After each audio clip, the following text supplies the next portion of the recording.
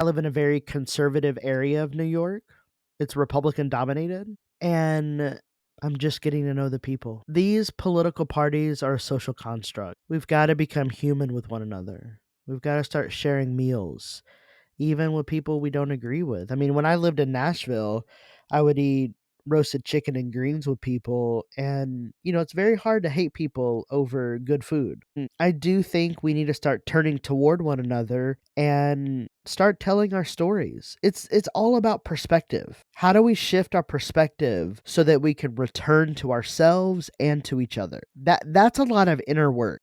Yes, we are polarized in this country and becoming ever so. It's because we rely on a system called oppositional politics Yes. and not interdependence. And so Yeah. we've got to figure out how to practice interdependence. I mean, that's the work that I'm doing here, just coming together, eating with people, talking to people, telling our stories. I've got games that we do together. Basically, we got to learn how to play together, cook together, do the dishes together. We don't all agree on things, but we had an experience of togetherness. And I think we've forgotten what those experiences of togetherness are. Yes, we should be talking about these things. Yes, let us not be silent. But it's the ways in which we come to each other. That's what I'm learning as a prophet.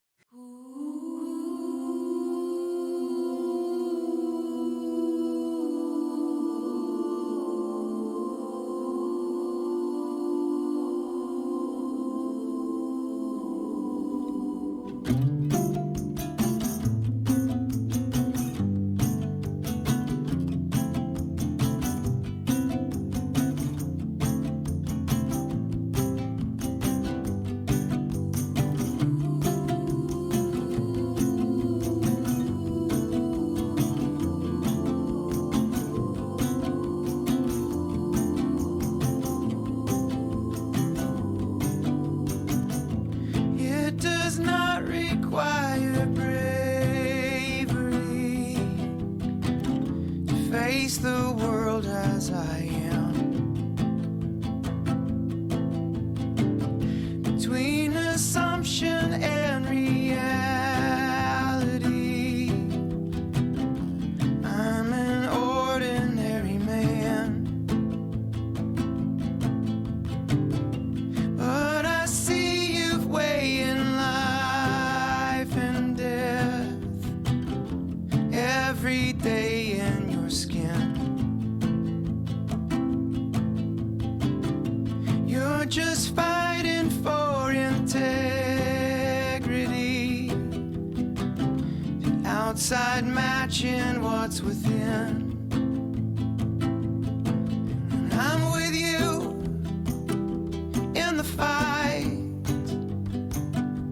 but my heart can't bear to count the cost for you to stay safe out in the open. I want you free, but I need you alive. You gotta stay safe wherever you're going. If I just can't be by your side, as you dance upon the razor wire, still beautiful by any name. Oh, don't be fearful of that dizzy high. Watch your footing just the same. 'Cause in your body politic, just breathing in and out is like an act of war. So please stay safe out in the open. I want you free, but I need you alive. You gotta stay safe wherever you go. If I just can't be by your side.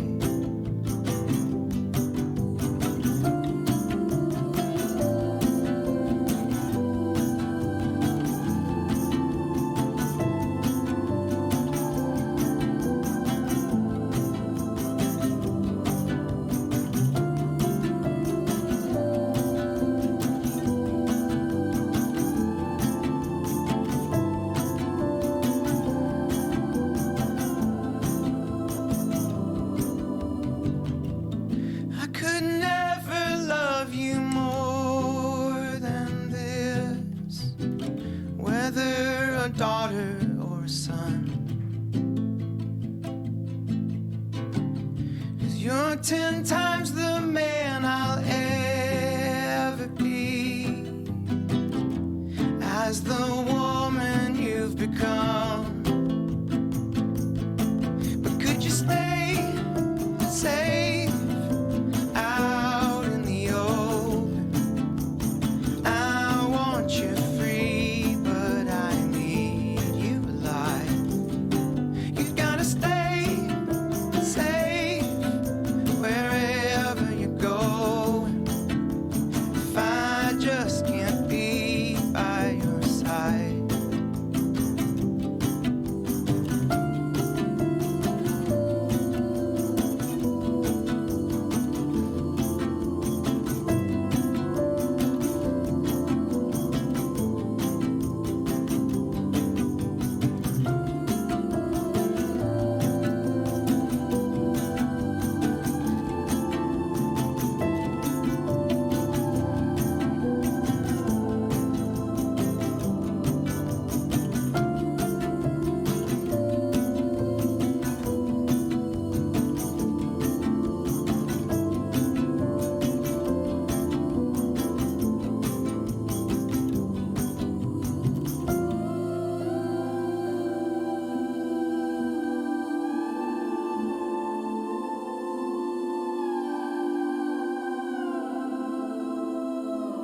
I feel like if you found this particular episode, you are so lucky because you have the privilege, as I did, to hear from someone who is potentially going to give you a view of God, an angle of God that you may have never heard about before. I'm talking about my interview today with Roberto Che Espinoza, PhD. Roberto is an incredibly special person that I got to meet during Theology Beer Camp several years ago. That's run by Trip Fuller, and spent so much of his life studying the Bible, has been studying the Christian faith, has been studying God. And Roberto is also trans. And so I just think that it's extremely important for all of us as individuals and as a collective, when we don't understand something or someone, or we've never had the privilege to get to know or ask questions to somebody who might be different than we are, to meet that experience with curiosity and not judgment. We so often make so many assumptions about people and populations that we don't even know, that we may not even understand.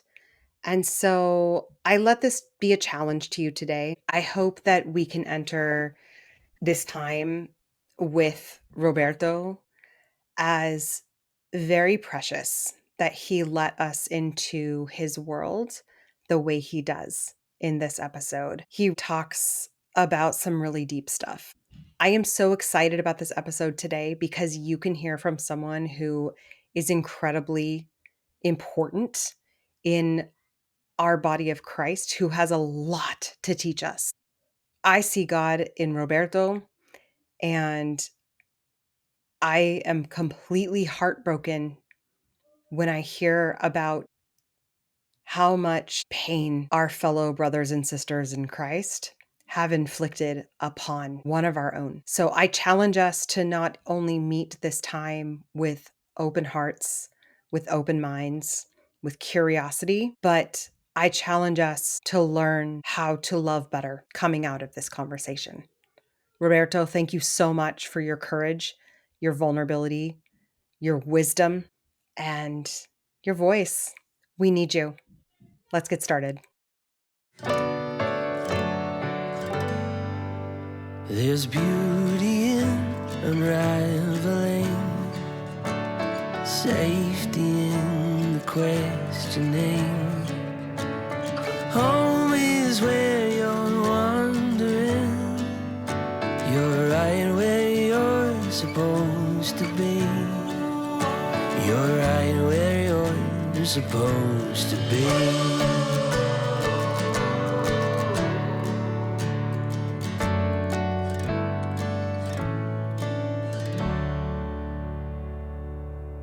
Welcome back, friends. Today I'm so excited to bring you our guest, Reverend Roberto Che Espinoza, PhD. Hi, Roberto. Hey there. Roberto holds a Bachelor of Arts in Bible from Hardin Simmons University Logsdon School of Theology, a Master of Theological Studies in Ethics from Garrett Evangelical Theological Seminary, and a PhD in Constructive Philosophical Theology from the University of Denver and Iliff School of Theology. He is a pastor of a small rural church in upstate New York. He is a visiting professor at Duke Divinity School, author, and the founder of the Activist Theology Project, a movement rooted in spiritual formation, collective liberation, and radical ethics. Roberto is a Latinx trans man and ordained Baptist minister whose work brings together embodiment, decolonial thought, moral imagination, and justice rooted theology. He's spoken across the US and internationally on gender justice, trans inclusion, faith and politics, and what it means to become the theology we long for. Roberto is also a loving husband to Erin, a movement artist and educator. Together, they are building a life of tenderness, resistance, and sacred embodiment in a world still learning to see the divine in everybody. Hmm. Roberto, I got to personally see you speak at Theology Beer Camp run by Yep. Trip Fuller in North Yep. Carolina a few Yep. years ago and say hi.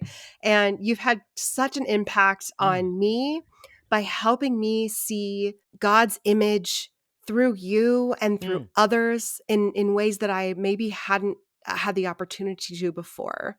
And I've learned so much from you. And I thank you so much for you and your life in ministry. Thank you. Yeah, Trip, I just want to sort of talk a little bit about Trip because he's one of my best friends and family. We became family many years ago. He wanted to be friends and I'm not trying to collect white men. And he said, "Let me buy you a beer." And I said, "Well, I do like beer." And he learned so much about me just by being present. And I thought, okay, this is a guy I need to pay attention to. We've been friends ever since, and I am close with his parents, and Trip brings people together. And I feel a lot of gratitude that years later we get to kind of circle around and have a different conversation than maybe what we did at Theology Beer Camp. And just to say, everybody is a theologian. You know why? Because every statement we make is both a theological statement and a political statement. So Hmm. even in the way that you do your introductions is both a theology statement and a political statement. So you in the sacred slope are creating theology. Hmm. So yes, I am professionally trained, quote unquote, by fucking white supremacists to do this work. And what I am learning is lived experience is the wisdom we need. And if we can begin to really feel our feet on the ground, I'm barefoot a lot. Being on the autism spectrum, I have a hard time wearing shoes. And when I have to wear shoes, I have a hard time wearing socks. And my wife really needs for me to wear socks because otherwise my feet stink. When I don't have to wear shoes, I'm happiest. And one of the things that I have been doing since the pandemic, which is when I really started this journey of embodiment and trying to feel into things, is I've come to this awareness just recently that one of the main problems we are having in this world is epistemological. The ways in which we train students through compulsory education all the way through graduate school, and we teach people to accept ideas, to think about those ideas, and then to feel about those ideas, and then sense those ideas. That is called epistemology, ways of knowing. And the ways of knowing that we have been socialized into from a top down is an epistemological problem. We need to flip that and go bottom up. And that is what you are doing from the bottom up. You felt compelled, so you had me back on your podcast, right? After years. And if we can begin to nurture a better epistemology, then our beingness, our ontology, and our ethics will also shift because each of those three things are connected. So if we can begin to feel into our questions and our words, our politics and our theology will be better. Oh, what a blessing. Thank you. Thank you for that. And I see what you're saying. And I totally agree with you. I think that's something that the time is ripe for. Yeah. Yeah. We are living in a time in the world that I can only imagine is at this intersection of some very, very difficult tensions.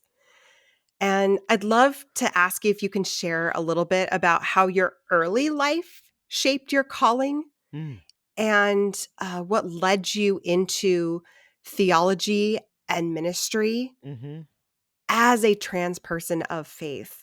I'm the child of a Mexican immigrant who has 5 birth certificates, manufactured, didn't know her legal name when she went to apply for Social Security, called her mother and said, "My name is not registered. What's my legal name?" So the name that she was given and that's on her driver's license was not her legal name to get Social Security. So, I grew up poor.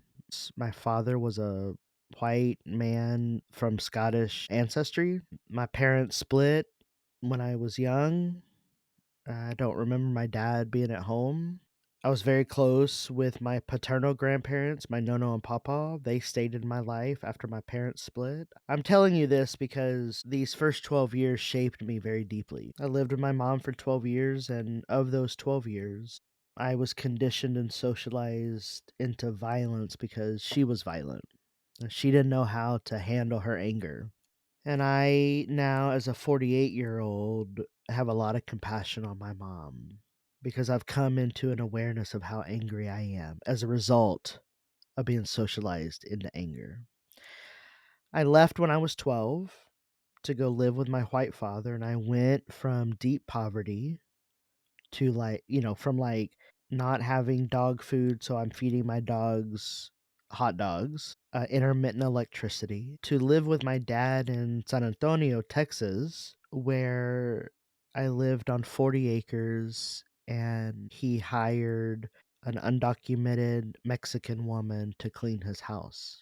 He also had other undocumented workers working the land, and my grandparents did too. And I write about this in my second book where a place of safety, the farm in West Texas, became a site of sexual violence, and these undocumented workers sexually abused me for years, and I didn't know it was abuse.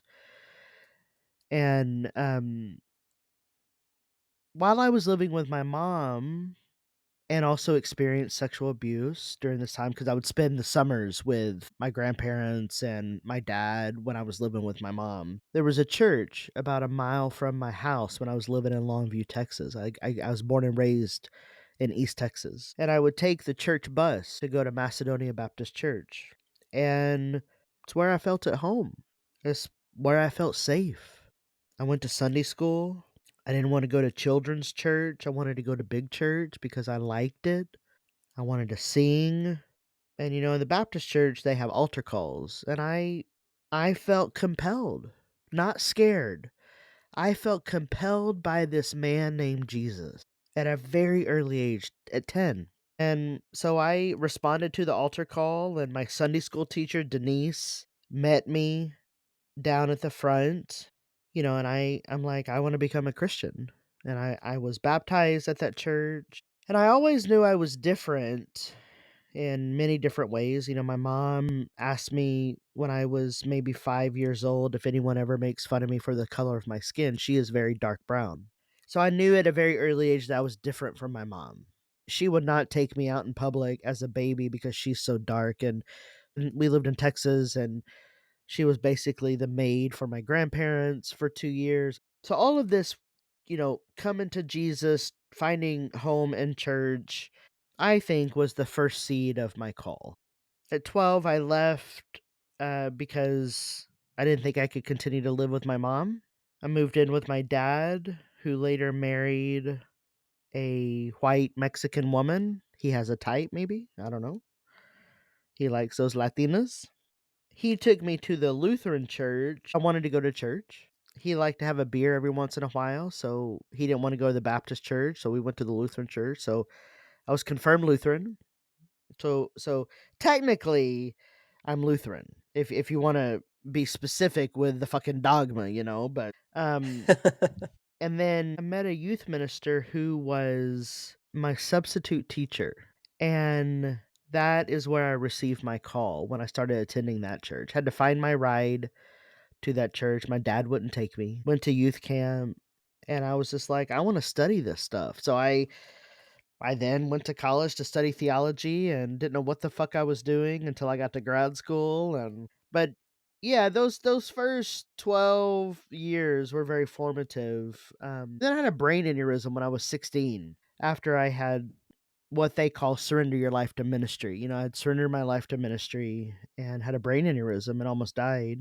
Two open craniotomies to correct that. And I write about this in my second book. I'm like, okay, I'm on a path and I don't know where I'm going. But that's a little bit about where I think my call started. And obviously, I am still on the way. I mean, my primary thought partner 10 years ago said, "You are not agnostic, you are disconnected from your roots, and you are still becoming." It's the first person I fell in love with after I Mm, divorced, and, I have those words tattooed on my feet because it's the truest thing someone ever said to me. When I finished my PhD, I thought, "Okay, I've got it all figured out," and she was very quick to let me know, "You are just beginning." mm. What a wise person. Yeah, yeah. So that's a little bit about my call story, and I mean, I've had black Pentecostals say you have the double gift of prophecy, and prophecy gets you kicked out of places and gets you marginalized, and it got me targeted for 6 years by the extreme right wing. So much so I had to flee to seek sanctuary, and so my wife and I, my wife ended up being invited to have a sabbatical replacement job at Alfred University in Alfred, New York, which is a historic town. Frederick Douglass was here. Um, Mm. it was abolitionist back in the day, but it's become a hyper colonized site of empire. I live in northern Appalachia now, or Appalachia. I'm not sure how to say it. Um, but she was invited to come here and teach, and we ended up staying because I got this job at this church. I had reached out to this church and I said, "Hey, I'm a theologian and a professor. If you ever need pulpit supply," well, they wanted me to apply for the job. And, being a prophet, let's just say the church is unable to hold prophets. And I have become very aware that churches are still systems of power. And if the institutionality of the thing is rotten, so is the fruit. John Wesley said, "The world is my parish." And I've been writing to the world. My Substack is read in 92 countries. I write to the world, but I write about my life and I write about the struggles I have because it's important to be honest and transparent when you're a leader. Yeah. And so I write about my life and I write about the struggles I have and the ways that I've been violent and socialized into violence. The activist theology a couple years ago evolved into, I think, a better version of itself, which is called Our Collective Becoming. That's also the name of my Substack. And Our Collective Becoming is dedicated to other possible worlds. The Activist Theology Project was too, but we've got to figure out how to rebuild social trust in the world. And so Yeah. I've We really do. I've really turned to sort of relational embodiment work, and Tell us about that. I just started eating with people. Sounds like Jesus. Yeah. Yeah, and, when you think about how the church decided to go in a different way, what we have now in churches is not what was practiced in the early church days. The disciples, after the death of Jesus, after the crucifixion, after the state-sponsored death of Jesus, the disciples were terrified to tell the story. And it took them 50 days, Pentecost. Pentecost means 50. And it took them 50 days to be ready to tell the story. And the way they started doing that is just by gathering and eating together. So I've been doing that for the past year and a half, just organizing here in Alfred and eating with people. Some people who read my Substack reached out to me, and I'm going to New Hampshire to eat with people. Maybe I'll come to San Francisco and eat with your people. Yes, please. I'm really just trying to be with people and develop a practice of presence. I'm reading a book by my friend Carmen about Brother Lawrence, and we need to return to presence. We need to return to relationship. We need to return to that bottom up epistemology where we receive sensation and information through our feet, which is why I'm barefoot all the time, so I can try to ground myself and receive different information than what my brain is telling me. So yeah, I'm just eating with people, and for some reason that seemed to get me kicked out of the church again. Mm.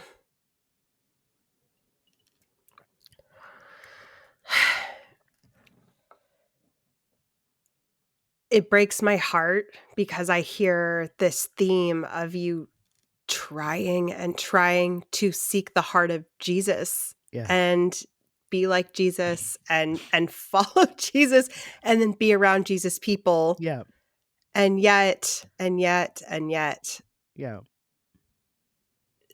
I just don't see how the fruit of the spirit is being reflected in the way that you're being treated by the same people who are also claiming to follow Jesus. And what do we do about that? Yeah. So what do we do? If we want to imagine, we know this isn't it. I think a lot of people right now in the world know that this is not it. That's why a lot of people have stepped away from church spaces. Yeah. But like you said, on that's tattooed on you, I know I'm not agnostic. I would love to follow, a faith practice Yeah. rooted in the earliest times of like who Jesus was. Like, Yeah. what can we do to get back to some of that? Well, let me just say this. I mean, I think things like agnosticism and atheism, Marxism, all that stuff is like the most faithful response right now. And part of the Mm, reason I think that is we have created gods in our own image, and it's called the all American dollar. mm, And, we need to call out the golden cows. I think Nietzsche was right. God is dead and we have killed him. And if we could get back to just fucking being together. Yeah, I'm a Jesus guy. I'm compelled by his practice, by his ethic. He helps me love people. I am certainly not perfect, and I don't always know how to love, but when I came home over the past year and a half and engaged with my wife, the way that I was being treated had a direct impact on how I treated my wife. See, all of these things are connected. mm, And if we don't, like, how this conversation goes will impact us both for the rest of the day and maybe the rest of the week. And if we don't realize that and come to an awareness that our experience has a material impact, we are going to continue to be polarized and oppositional. If we can just slow down, just fucking slow down, take some time. We we all want connection and belonging. We all want that. The past year and a half, I would talk with people and they would say the same thing. Yeah, I want connection and belonging. They would use different words. People inside the church and people outside the church. A lot of people didn't want to come to church, but yeah. they wanted to spend time with me. So we feed people all the time. This home is a hospitality space. We've got an extra room. So I'm always hosting people who are coming through and who need a break. We've got somebody here staying for 3 days, and I'm cooking a colleague of mine who is Latina. And when I realize how I'm being treated, like, "Oh, fuck, I've been bullied my entire life." I came into that awareness in March, and then by May, I had been forced out of the church, and, I'm just like, "Okay, the church cannot hold our complexities." Mm. Gosh, I've been hearing that. And we need to be very clear that there is fascism on both sides. Ooh, tell us about that. What do you mean? Well, I don't know if people watched the DNC on TV, but it just kind of felt like intersectional oppression Olympics. Like, let's have one of everybody up here. That is not real solidarity. Neither the Democrats nor the Republicans are in solidarity with the people. They're in solidarity with the all American US dollar. We need to be very clear that when I say there is fascism on both sides, the same behavior is being enacted in both parties. The consequence looks different, but it's the same kind of action. Take, for example, when Joe Biden stepped down, did the people get to vote on who the nominee was going to be? That's what I mean by there's fascism on both sides. Yeah. And if we are truly going to be anti fascist, then we need to unhinge from these two political parties and really evaluate, what does democracy look like? I'm living on land where the first democracy was ever practiced in this country. Hmm. Indigenous land, the Seneca people who lived here practiced the first democracy on this land. And I talk about that. And I'm like, I preach about that. See, I tell the truth. If we can't reconnect with the land, if we can't ground ourselves, what can we do? The Jewish mandate, repair the world, I take that very seriously. When I was in seminary, I got turned on to the Jewishness of Jesus, and that's never left me. And so Jewish wisdom really speaks to me. I married into a Jewish family, my mother-in-law, and Hmm. her partner is Jewish, and Aaron was raised by these people. And so I've taken this opportunity to begin to suture the wounds of myself, repair myself so that I can repair the world. And that's my work to do around getting connected. And I think that's work for all of us. Self inquiry. Who are we and how do we know? Hmm. Yeah. That makes so much sense. I think what you're getting to is getting back to the simplicity of kind of how Jesus preached and practiced his ministry. Yeah. I hear in you the spiritual practices really modeled after what he did. Accompaniment. Yeah, I'm I'm accompaniment. j I'm just accompanying people. I'm a pilgrim on the way. I walked the Camino last year in Mm. Spain. Oh, wow. Tell me about that. How It was that? it changed my fucking life, and we need to go at 3 miles an hour. We go too Hmm. fast. We need to go at 3 miles an hour. 3 miles an hour is the speed at which you can walk and talk and have a conversation. Maybe we need to start walking together for those who can walk, and maybe begin moving together in some way. Basically, we need to learn how to flock. Learn how to flock. How do we flock? I hear that we eat together. I hear that we walk together. Yeah. I have a question on that. How does that make us any different than anybody else in the world? How can we do it differently to be more intentional like Jesus? Like, what's the step? What would that next challenge be that Jesus would ask us to do? Because I have a lot of friends, you do too, who are of all faiths, all walks, Yeah. all cultures, Yep. and we all eat together. We all walk together. What is the step that Jesus is calling us towards that's a little bit harder? I mean, I think we each need to cultivate a practice of discernment because not every relationship we need to we need to be best friends with, right?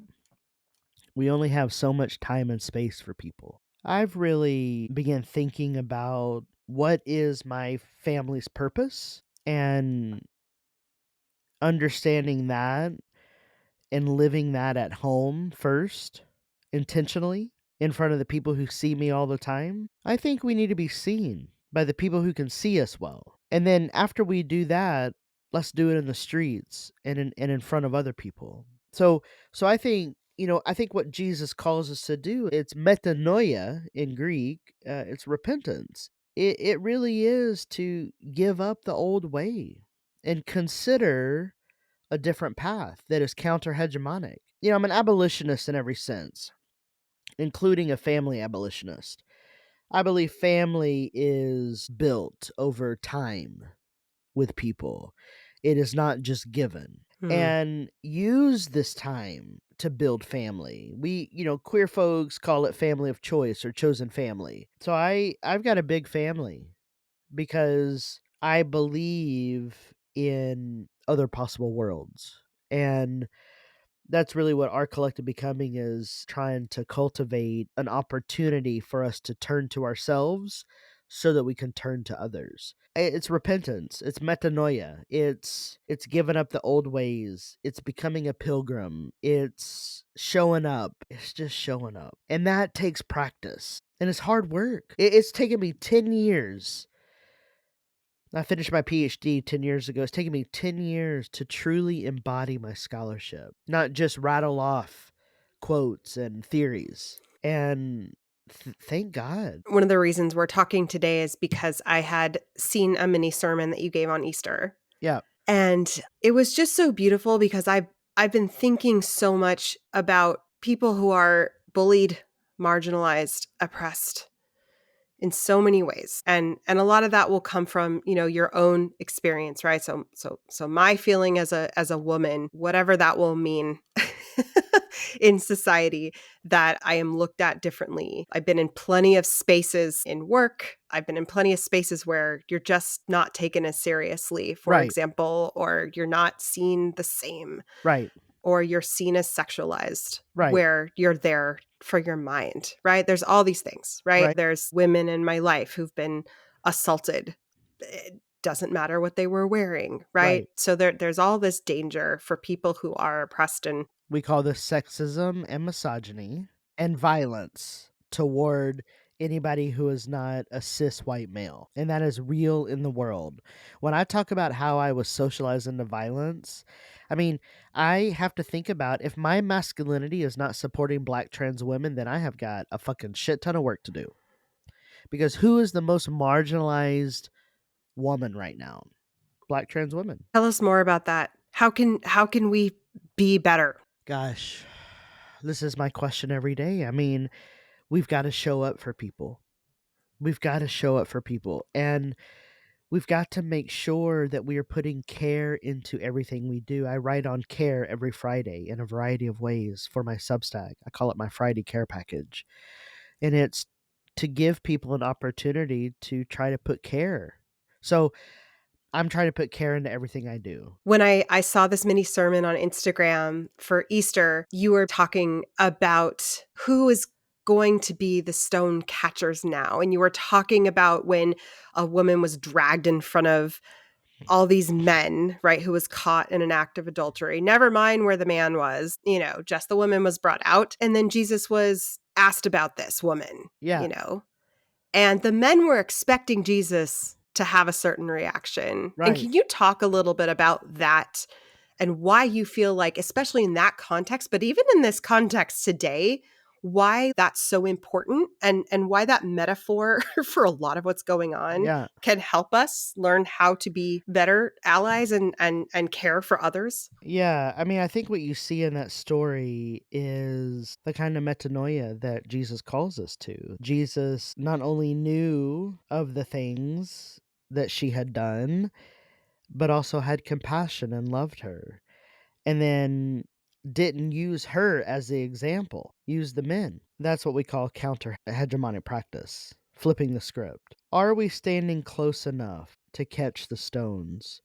I'd love to tell you about stone catchers. It's actually a movement that I'm a part of since before we fled Nashville.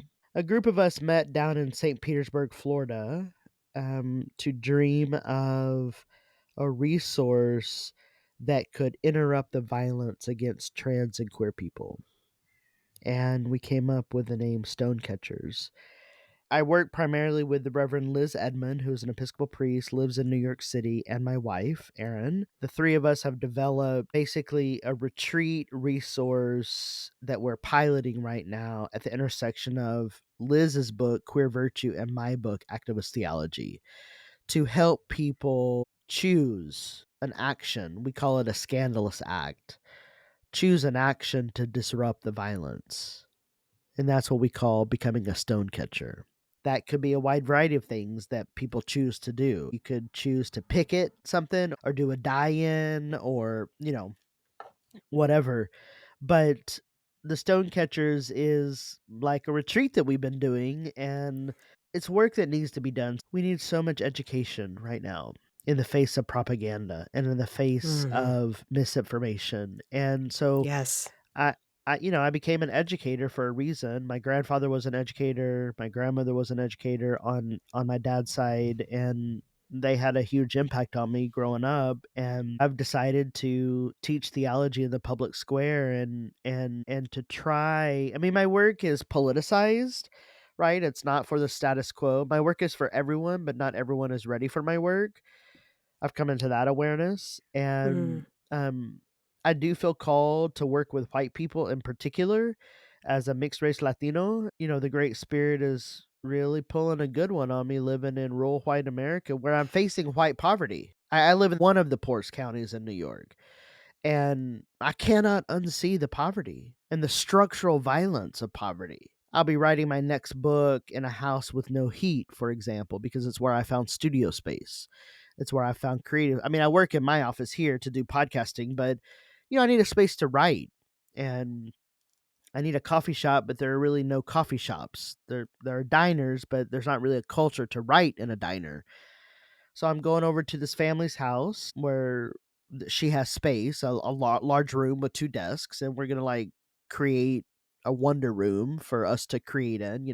But it has no heat. I'm gonna have to buy a heater to put in the room. So like when I'm talking about like my life, I am with the people. Like I am learning with the people. These people have become my teacher, and now I'm trying to tell a better story. And that is the metanoia that needs to happen right now. Narrative drives behavior. So what stories are Yes. we living? Yes, absolutely. You know, I was thinking about how you mentioned that you're mixed Latino and white, and so you have a very special space between that you Yeah. can understand different worlds from Yeah. different ways, Yeah. right? Um, you hold complexities which are so beautiful. Mm. You're a trans man and a Christian. Yeah. Maybe people didn't even know that could coexist, right? Yeah. Like, Yeah. and you're saying it can, and here to prove it. Yeah. Yeah. Yeah. These days I get weary of calling myself a Christian because it's been appropriated by the government. I'd rather just call myself a follower of Jesus, and give up the labels because what Christianity means today, I don't think is near what Jesus intended. In fact, Jesus wasn't trying to start a new religion. Jesus was a Jew.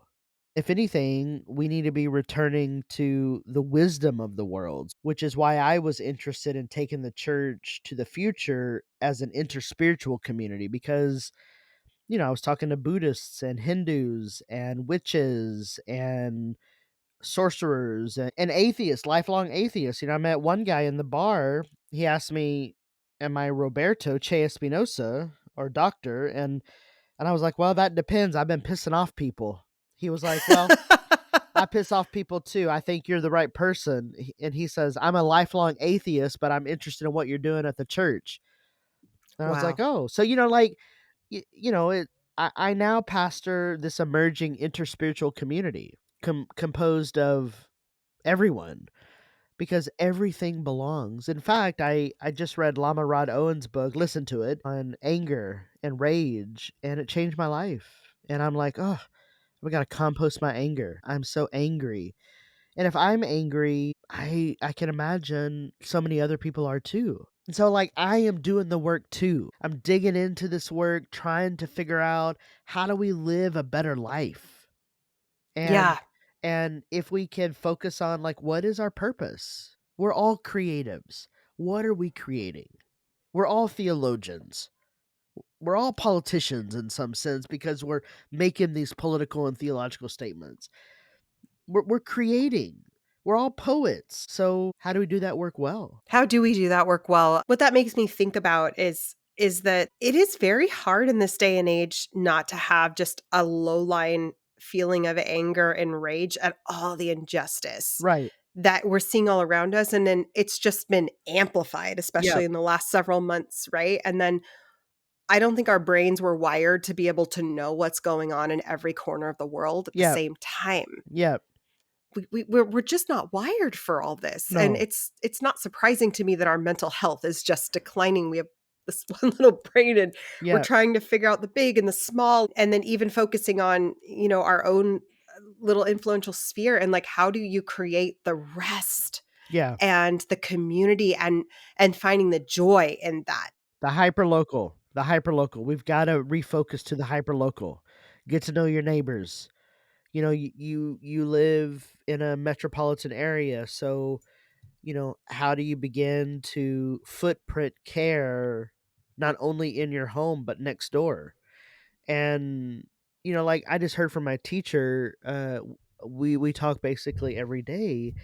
She lives in Chicago and her condo building has bed bugs. And she sent a voice memo. We talk by voice memo, okay?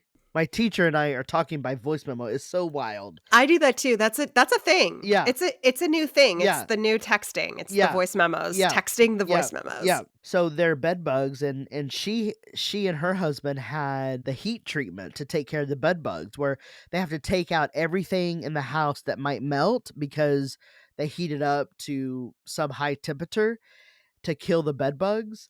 And there are other people in the building who don't have access to that treatment, so they might have to just live with bed bugs. Well, how do we live in community then if we're going to have to live with bed bugs? I mean, these are real questions that people are encountering.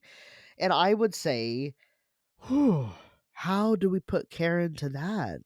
Man, that's going to take patience and time and effort and probably crowdsourcing to help these people get the treatment. I mean, that's the kind of interdependence we need right now. And if we don't do it, we may not survive ourselves. I started saying in 2020 on my podcast, on the Activist Theology podcast, that we are failing to be human with one another Yes, as a we are society. failing to be human with one another. Yes, absolutely. And so we need Yeah, to do better. And I think that means doing better with ourselves so that we can do better with each other. And that first starts at home. that starts at home. Yeah, it does. Gosh, that really that makes sense. And okay, so some of us are ready to do that, right? Some of us are ready to try to be better, and we're actually at a pretty good space. We're like, okay, I've got community, and I'm trying to be caring, and I'm trying to follow, the words of Jesus Yeah. wherever I can, and I feel like I'm in this good space, and I'm seeing injustices and I'm helping, right? So there's people like that, but then there's people in our lives that are like not. Right. They're in the hands of white Christian nationalism, right? Right. And they are the people who taught us about the love of Jesus, Right. right? And the unconditional love and how we're supposed to love our neighbors as ourselves. And then now they've chosen to support a way that they feel is morally superior, and Right. and they happen to be looking at people like us Yeah. and are saying, you guys are the moral degenerates. Right. Right. And so there's this disconnect right now. And a lot of us, especially who were raised in Christian homes, have conflicts in family. Yeah. And that is so different, Yeah. right? Like when we have our nuclear circles or our close circles, Mhm. and we're trying to figure out how to love when we can't do just chosen family and Right. and do that. So, and we all are thinking the other is Yeah. morally kind of like not doing it right Yeah. or not acting like Jesus. Yeah. So what do we do? Because we can't continue this either. So, like, what do we do? How do we interact with those who are white Christian nationalists and Well, our family and yeah. our close friends? And so Yeah. we understand where they're coming from, and it's not this out there kind of Mhm. feeling. It's this, we understand where it came from because maybe we also, Right. were raised in a lot of that stuff. Right. And yeah, what do you think about that? I mean, I think a lot of things about that. I think there's conflict about the conflict. right? I mean, you're articulating it in a particular way, and someone on the other side might articulate it differently, right? So there's conflict about the conflict. I would say, as a society, we are very distracted by this. I live in a very conservative area of New York. It's Republican dominated. And I'm just getting to know the people. These political parties are a social construct. We've got to become human with one another. We've got to start sharing meals, even with people we don't agree with. I mean, when I lived in Nashville, I would eat roasted chicken and greens with people, and it's very hard to hate people over good food. I do think we need to start turning toward one another and start telling our stories. It's all about perspective. How do we shift our perspective so that we can return to ourselves and to each other? That's a lot of inner work.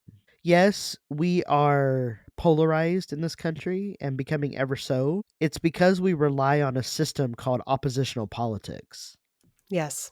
and not interdependence. And so Yeah. we've got to figure out how to practice interdependence. I mean, that's the work that I'm doing here, just coming together, eating with people, talking to people, telling our stories. I've got games that we do together. Basically, we got to learn how to play together, cook together, do the dishes together. We don't all agree on things, but we had an experience of togetherness. And I think we've forgotten what those experiences of togetherness are. Yes, we should be talking about these things. Yes. Let us not be silent. But it's the ways in which we come to each other. That's what I'm learning as a prophet.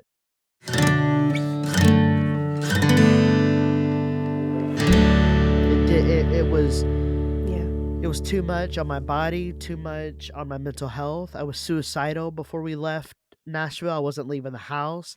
I'm Mm. agoraphobic now. I don't leave the house here. We've got to turn to ourselves and each other. And I know I keep saying that. We need a practice. That's what I'm saying. We don't have a practice of coming together. What we do have a practice of is passive knowledge, where a teacher preaches something or says something and the congregation just passively receives it. There's no embodiment. Right. We've got to turn to each other, embody this shit. We got to body our feelings. What has been the impact on all this trans antagonism and the massive, just consistent barrage of attacks on humans, on beloved Yeah. children of God, on Yeah. trans people in the last year? And how has that impacted you, especially as a Jesus person yourself? Uh, I'll be honest, there are times when I'm scared. I have full arm tattoos, and ICE was arresting people with tattoos. And so when I recently flew, and I was like, well, let me wear a hoodie with long sleeve. My anxiety is heightened, and I already live with anxiety. My knuckles are tattooed, so I can't undo it. So there's fear and anxiety.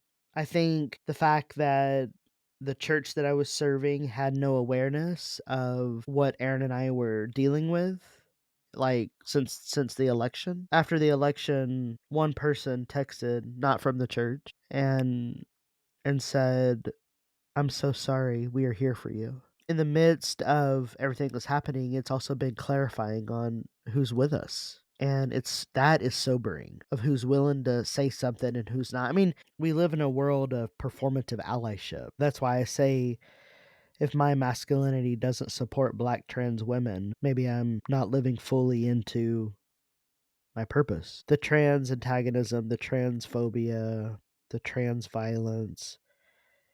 I mean, there was a black trans man killed 90 minutes from here in February by 5 people. I was asked to be at the vigil at 2 different places. I have to ask myself, like, the ways of Jesus got Jesus killed. I'm not trying to be a martyr. I do not want to be a martyr. I do not feel called to that. But I do have to ask myself, is this going to get me killed? I'm trying to be very careful about what I'm putting online, how I'm doing it online, and I'm trying to reach trans people right now and just say, "Hey, I'm here. We can do this. Let's just turn inward to ourselves, repair ourselves. Let's start at home. Find your people." But I was estranged from my dad because of who I am. When I graduated high school and left home, I've been on my own ever since. And so I can imagine that there are thousands of other people who are on their own, and also families who are not talking to their trans kids or their queer kids. And I know that everybody is suffering, but what I'm interested in is the displaced people, so those trans and queer folks who don't have connections. I don't know how to heal the polarization. I just know that we need repair work. If we can focus on repairing ourselves in order to repair the world, we might be able to step a little bit closer to each other, because the only distance between two people is one story.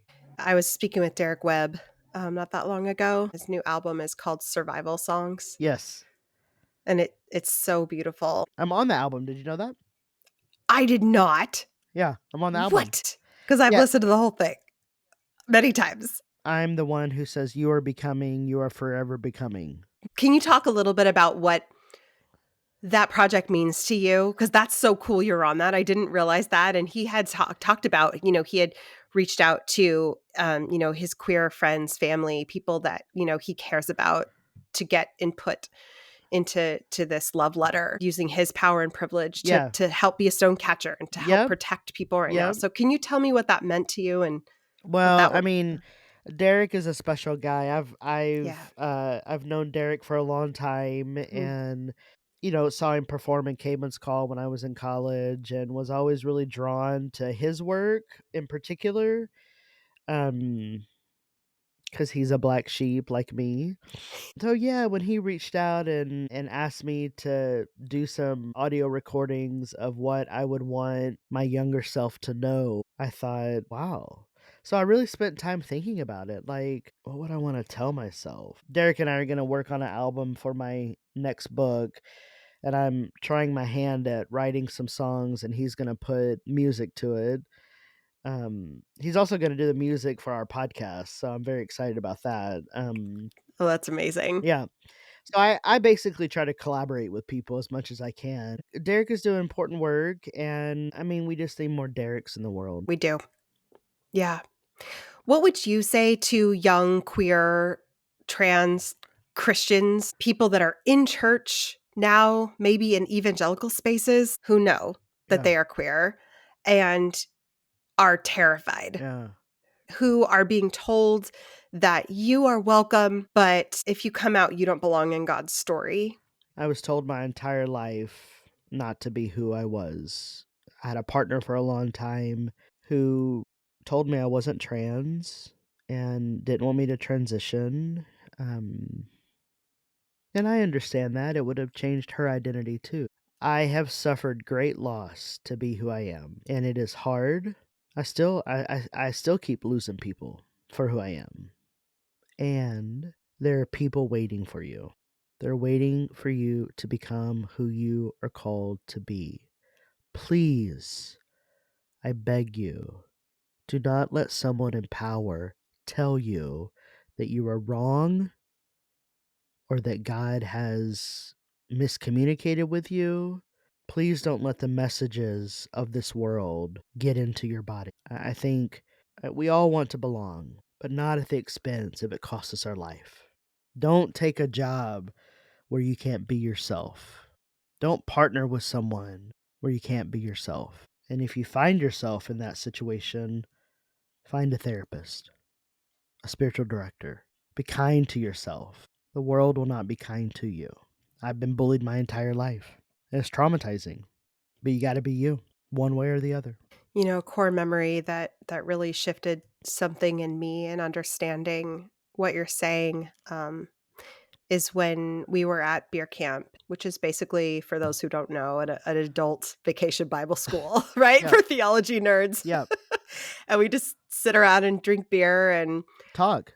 talk and commune. What I loved so much, though, is that there were openly queer people Mm, praising God yeah, together. yeah. I don't think a lot of us have really been able to experience that yet, No. one way or the other. Yeah, And there's so much that queer people have to teach the rest of the world about God. yeah. And the memory that I have, it was so beautiful and honest, and it was bittersweet, and I remember there were, a few trans folks sitting next to me during one of the sessions, and someone raised their hand and asked you a question. They were clearly nervous, and they were so sincere, and they were asking just how to keep showing up as who they are in Yeah. their spaces and how to keep practicing their Christian faith. They are authentically who they are, Right. and they have this call, like you talked about in the beginning, this Yep. this call Yep. that I am connected to Jesus and I wanna follow the way of Jesus, and Right. I am continuously rejected by spaces created by humans. And when they're part of this, like, community, right, it doesn't always make space for them, and I could feel the fear in their voice as they describe that pain. What did I say? Did I say something stupid? No. Was I an asshole? Was I an asshole? No. You I will admit, I don't remember what you said, but I remember that person was comforted. Oh, good. I thought, "Oh my god, I'm yes, because I'm known to say some shit that, disturbs people." But that is my question, like, so for churches who are there, right, Yep. who are open and affirming, because there are thousands of churches who are open and affirming, Yep. thank God, Yep. there are. How would you encourage those churches right now who are ready, who are welcoming, and who are wanting to accept the queer community? They're not just allowed to be there, but that you're truly wanted, loved, and safe just as anybody else. Like, Yep. what do you challenge these spaces to do to be even more welcoming and better Yep. than where we're at right now? Okay, I'm gonna say something a couple times, and then I'm gonna unpack it. The logic of inclusion demands the logic of exclusion. The logic of inclusion, so practices of inclusion demands excluding. There are a lot of churches who are open and affirming, that's right. And there are a lot of churches who are including a lot of people. And by that very practice, they are excluding others. So we need to get out of this binary of inclusion and really practice communities of radical difference.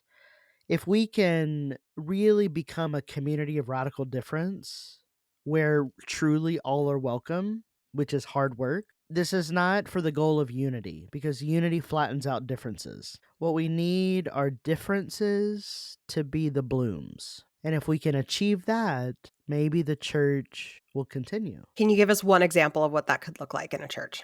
Well, I don't know if it can happen in a church because churches have a particular culture of accommodation. We accommodate supremacy, we accommodate power, and then that often inoculates the system with disease. So I don't know if it can happen in a church. But one of the ways, I think, is change the liturgy to include everyone and get out of the binary of he and she. Maybe call God the Great Spirit. That's what I started doing Mhm. to truly include everyone.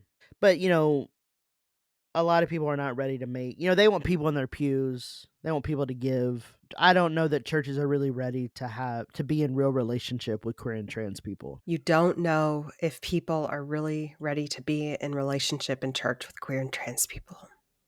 Like church people, people who go to church every Yeah, Sunday. yeah. I meet a lot of people who want community connection and belonging, but they don't find it on Sundays. And I don't think the people who find it on Sundays want to Mhm. welcome a different orientation. Mm, I think there is a generation emerging that wants conversation over being talked at, which is why I'm doing yeah. salons. You wanna talk about that? Yeah, I mean, I'm basically on the road traveling and doing salons. I'm going to New Hampshire to do one at a farm with brunch church, and they want me to do a teaching at the table, and I'll just talk about my life and the practices of Jesus, but um, I think that's what people are needing right now, like real material, Yeah. tangible connection. They're not gonna find it on a Sunday morning, I don't think. I'm finding people who are 85 years old who want to have coffee with me and have a spiritual conversation with me, I find 17-year-old who want to have coffee with me. So this is an intergenerational, interspiritual community movement that our collective becoming is doing. And yeah, this next academic year is Basically, we're gonna do some fundraising so that I can fly to places and be in residence with people and just practice this with food and in connection. That's so awesome. You're also Latino. What do you wish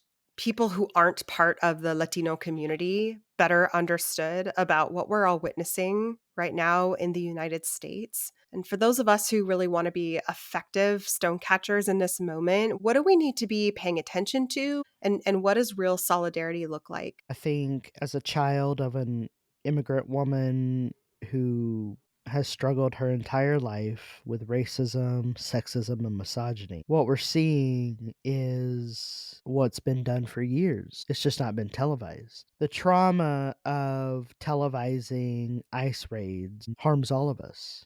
And many of us are so far from LA that we often don't know what to do. You know, what's happening in LA, and I've been watching clips about masked people coming in, just picking up mechanics. And finally, someone caught them on tape and said, "Show us a warrant, show us your ID." And they wouldn't do it. So we don't really know who these people are. And that should be terrifying all of us. I mean, I'm terrified to walk through an airport without a hoodie on, and I'm light skinned and can pass unless I'm speaking Spanish. And then people are confused, probably with you too. Yeah, I mean, we have got to get closer to people. Solidarity is about proximity. If we are not in proximity to the harm, then we may not be in solidarity. But one of the tangible things that people could do is like give to bail funds. I mean, the punitive system that we have in this country toward anyone, including immigrants, is not sustainable. This country will continue to collapse if we take immigrant work away. absolutely. We are all together in this, and what happens in LA, in Orange County, also impacts me in some way because it's a butterfly effect. And so give to bail funds, figure out who the immigrant rights people are that we need to be supporting, and start showing up for your neighbors. I mean, there was an ICE raid up here near Buffalo in a rural area. They're undocumented workers that I'm sure are here. Agriculture is the number 2 economic producer in New York, so I know there are farm workers here. We've got to show up in material ways, give to bail funds. We need to interrupt the violence. And that's what it means to be a stone catcher right now. Interrupt the violence in whatever way possible. Just like we saw the mayoral candidate in New York City hang on to the guy that they were arresting. Yeah. It's that is solidarity. That is the kind of work that we need to be doing, and it's risky. But if we are not willing to risk, what in the hell are we willing to do? Right now, life is risky if you take the teachings of Jesus seriously. And we need to outfox the empire so that we can truly build the beloved community. And that's the work that we're doing here. Ooh, I love it. So, as we post today, I see you have a few books behind you, but I'm curious for people who want to learn more and know more than maybe what they were taught about the Christian faith outside of their typical evangelical Yeah. upbringings. What books, resources, podcasts, people online, are there a couple that come to mind that you could share? Oh gosh, there's so many. There's so many. And I feel like this is a trick question because I've been on all these podcasts, and if I don't mention one, somebody else is gonna be upset. But, uh, We could just mention yours if you want well, because they're awesome. well, um, I mean, I've been on a lot of different podcasts, and I would say go listen to everything that people have put out because people are doing theological education through podcasting. So obviously, Trip Fuller and Blake Chastain and Kevin Garcia and straight white American Jesus, whose name is escaping me, but has a PhD in religion. Bradley Onishi, Sarah Heath, and I don't know that reading books is gonna be the way. I think conversation really is the way, Hmm. and I would encourage people, sure, read books, but then talk about it with someone. Don't just read it and keep it to yourself. Let's have conversations. That's what I'm trying to do, is just use conversation as content, a little bit like what you're doing on this podcast, because that's how we learn. That's how we cultivate wisdom. And when we step into the wisdom economy, we can make shit happen. Magic. I love it. Yes. All right. In closing today, there's probably been somebody who's listening right now who hasn't been prayed over in a long time. Mm. And I was wondering if you could just close us in praying for people who just might need it right now. Sure. Sure. Yeah, I've come to a practice of calling God the Great Spirit because I feel like it's Beautiful. more encompassing, and I've borrowed that from a lifelong Unitarian whose name is Mm, Carlin. So I can pray if I can pray in the name of the Great Spirit. absolutely. Great. Great Spirit, we are here. We are here in how we are. Unstable. Maybe some of us call us broken, brokenhearted, and yet we still come. And whatever the path is before us, my hope is that you, the Great Spirit, will guide us, be a lamp unto our feet and a light unto our path. For we know when we repair ourselves, we truly repair the world, just as Jesus did. Help us to lead with love, with kindness, and with magic. Be with us as we depart. In your name we pray. Amen. Amen. Reverend Roberto Che Espinoza, muchas gracias. Gracias. Muchas gracias por su tiempo. Sí, gracias. And just to end on one last question, what do you like to do for fun these days? I'm learning how to play. I'm literally learning how to play. I do the Mad Libs with my wife. Do you know what Mad Libs are? Oh, yes, I'm old enough to know Mad Yeah. Libs. I teach them to my kids. Yeah. So I do Mad Libs with my wife at dinner, and I love to cook. I love to host. I'm an intense introvert, but if you come to my house, I'll show you a good time. I love it. I love it. Thank you so much. Until next time. Thank you.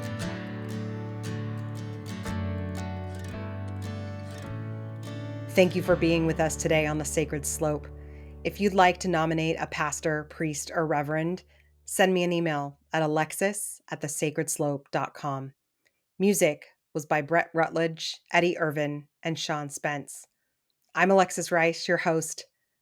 May the fruit of the Spirit guide you this week. Go in peace, friends. There's beauty in unraveling, safety in the questioning. Home is where you're wandering. You're right where you're supposed to be. You're right where you're supposed to be.